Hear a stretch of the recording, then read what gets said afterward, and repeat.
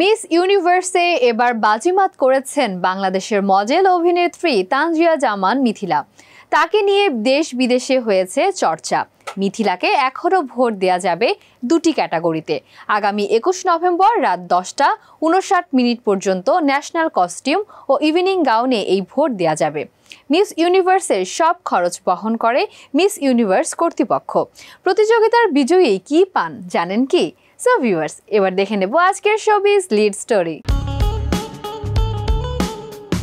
Miss ইউনিভার্সের ৭৪তম আসরের মঞ্চে গেছেন বাংলাদেশের মিথিলা। সেখান থেকে দেশ বিদেশের নানা দর্শক সমালোচকের প্রতিক্রিয়া পাচ্ছেন তিনি। এই প্রতিযোগিতা বিজয়ীদের জীবন সম্পূর্ণভাবে বদলে দেওয়ার ক্ষমতা রাখে। বার্ষিক আন্তর্জাতিক সৌন্দর্য প্রতিযোগিতাটি পরিচালনা করে থাইল্যান্ড ও মেক্সিকো ভিত্তিক মিস ইউনিভার্স অর্গানাইজেশন। মিস ইউনিভার্সের বার্ষিক বাজেট $100 মিলিয়ন।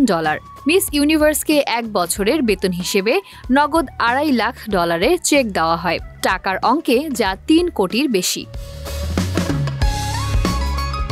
মিস ইউনিভার্সের বিজয়ীকে ১ বছর যুক্তরাষ্ট্রের new York city miss universe সংগঠনের বিলাসবহুল অ্যাপার্টমেন্টে থাকতে দেওয়া হয়। অবশ্য যুক্তরাষ্ট্রের মিস ইউনিভার্সের বিজয়ীরা সেখানে পাকাপাকিভাবে থাকার সুযোগ পান। এদিকে মিথিলাকে এখনও ভোট দেয়া যাবে দুটি ক্যাটাগরিতে। ২১ নভেম্বর রাত 10:59 পর্যন্ত ন্যাশনাল কস্টিউম ও ইভিনিং গাউনে এই ভোট দেয়া যাবে। এদিকে মিথিলার পক্ষের নিজের সোশ্যাল হ্যান্ডেলে ভোট চেয়েছেন বাংলাদেশের অভিনেত্রী মেহজাবিন চৌধুরী।